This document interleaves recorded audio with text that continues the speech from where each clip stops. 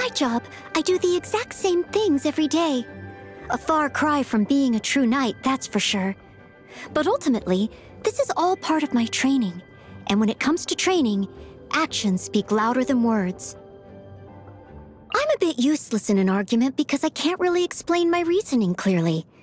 People find that hard to understand. So instead, I try to just get on with my work in my own way. But then, they call me stubborn. All I try to do is convince people with results instead of trying to talk them round. Is that really stubborn of me? To be honest, I'm feeling a little dejected.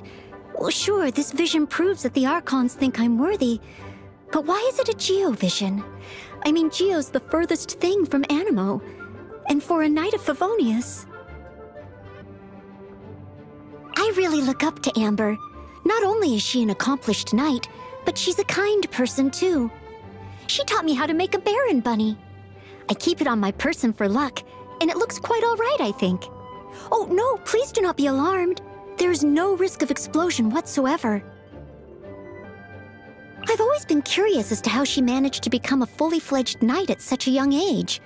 I actually went to ask her for tips once, but I'd barely started talking to her when she grabbed me by the hand and took me outside the knight's headquarters to play with bombs.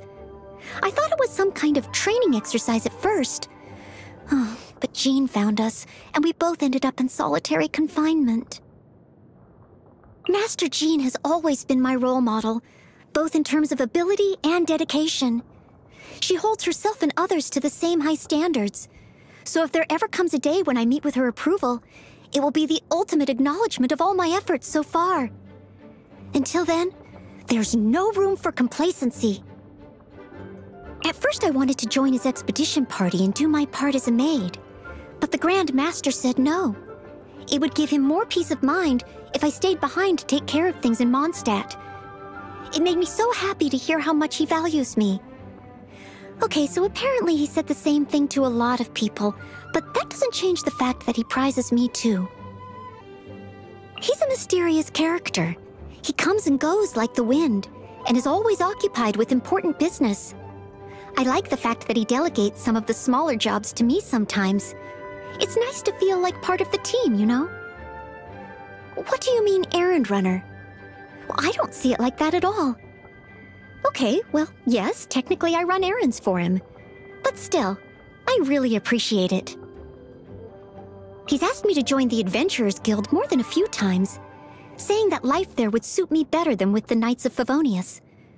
While I could help him take care of his dads like the other adventurers, the Knights hold a special meaning for me, and I'm not ready to give up on becoming one yet. No, I simply cannot accept his offer. I think she's from another world, but I don't know the details. One thing I do know, however, is that she loves the Knights of Favonius' library. She can always be found there with her nose in a book. I bring her some refreshments whenever I go in there to clean, and she always thanks me profusely. When I say profusely, I mean she goes a bit over the top, to be honest, and I actually don't understand half of what she's saying.